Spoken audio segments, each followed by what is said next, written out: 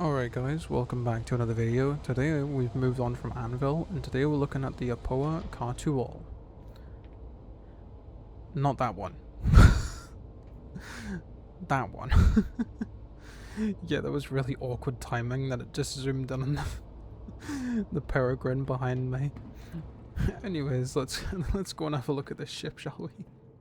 Okay, so first time alien ship. I've never actually been on one of these ships before, so this is going to be kind of new to me. So let's take a look, shall we? I mean, to be fair, you know, I'm not usually a fan because I said this about the Hawk, the way that it looks, like when it does this and it folds out and stuff, but I don't know, I mean, I don't mind it, like on this one. I think it's the colours that go with it as well and the lighting, but oh, whoa. That's pretty new and different. Oh, these panels are weird as well. What the hell? Alright, let's go ahead and turn the ship on. Systems activating. Systems on. Right, so do we have... Oh, we do. Okay, there we go. So, okay, so for an alien ship, why does it have normal repeater cannons? Come on now. They could have at least made alien repeater cannons, but hey, I'll take it, it's fine, it's whatever.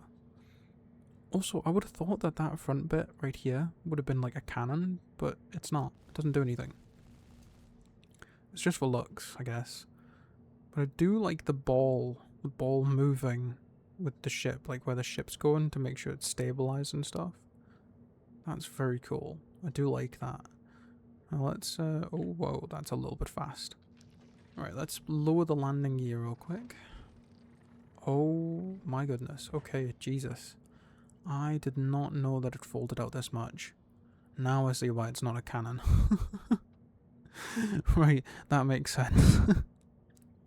Right, okay, I mean, it's not that bad. I mean, okay, would I buy this myself? Probably not. Would I recommend it to a person who likes alien ships? Yes, absolutely. I mean, to be fair, it only has 2 cannons. I'm not really sure how I feel about it. I mean, don't get me wrong, the colours are nice on this ship. Like, really nice. But still, I don't know, there's just something about it.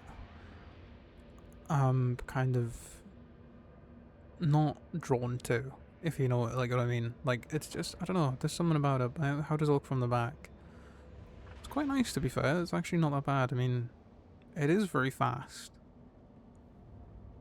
Like, quite fast, actually. I didn't actually realise that it's that fast. I'm barely pressing W every time I turn, and it's speeding off. Yeah, it's pretty neat, actually. I mean, I do see why it's not a cannon. That's really funny, but if I'm not mistaken, I do believe that this is one of the nicer alien species in the game that make these. Could be wrong. I'm not 100% sure. I'm not a Star Citizen lore guy, so as far as lore goes and like story-wise, because I haven't played Squadron 42 because no one has yet.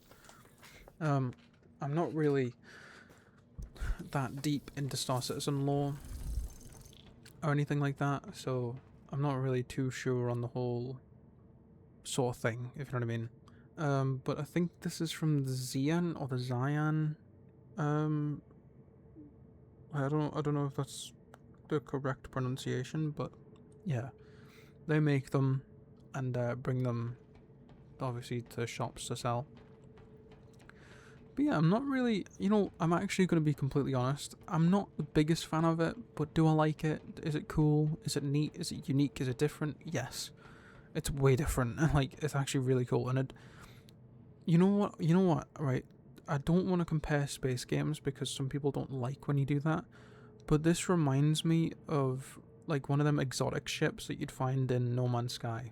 Not one of the living ships or anything like that, but like just one of the like really cool and small exotic ships that you'd find. That's what it kind of reminds me of in No Man's Sky. But again, obviously No Man's Sky is a lot different to this, so kind of. I mean, yeah, but still, at the same time, it just kind of gives me a little bit of a like throwback. Like just seeing this for the first time when I was walking over, I was like, this has No Man's Sky written all over it.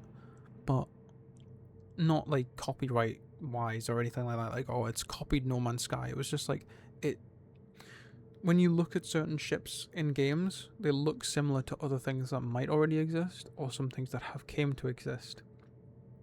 So you just look at it and you're like, hey, I know that from somewhere. Like, that's the kind of thing I'm on about. I'm not saying that they've copied or anything like that before anyone gets into battle mode over it, but you know, still, I do like it. I'm gonna be honest, it's not my favorite, but yeah, it's quite cool. It's quite a cool looking ship.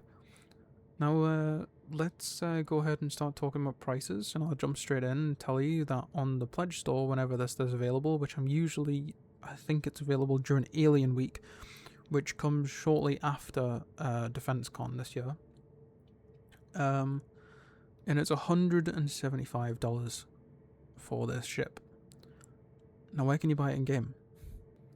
So you can buy this thing at Area 18 on ArcCorp for 7.2 million, which for it being an alien ship is kind of cheap, because, you know, you would think with them being from an alien civilization that you might not get on with, or you might get on with, still just transporting them all the way over here, you would think would be a little bit more expensive.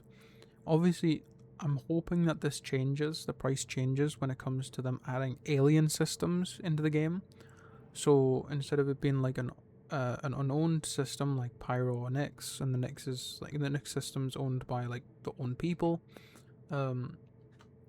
Pyro's owned by outlaws and bounty hunters and everything, and then obviously the UEE own Stanton.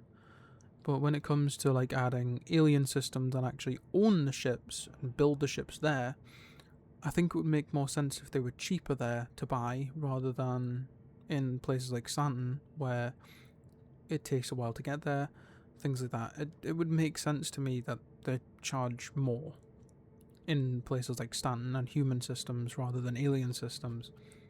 It's like the same with like the Vandal, which is like the general bad guy. If there was like some sort of Vandal seller somewhere, they would sell them a little bit cheaper because it might be in a Vandal system that you can buy them on the black market or something like that.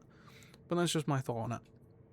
Anyways, that is all really. The other than the repeaters, by the way, I just wanted to mention our size 4, which is pretty beefy for what it is. I mean, I think this ship is worth the money because it's an alien ship. I think all alien ships in a human system should cost more anyways. So yeah, I think it's well worth the money. But yeah, anyways, I hope you guys have enjoyed this video. It's been a little bit of a short one. But next, we're going to skip the Nox, which is a ground vehicle, because there's only one Nox. I don't want to review it that quickly and be like, take 5 minutes to review it, because it is just a ground vehicle. It's the same with like the Mirai Pulse, things like that. We're going to skip over those and go for the bigger vehicles. So yeah, next we've got the Santok Yai. I think I'm saying that right, or at least that's how I've heard people say it. So anyways, we're going to go and have a look at that. So yeah, I'll see you guys in the next video. I hope you guys have enjoyed. Take care for now. Bye bye.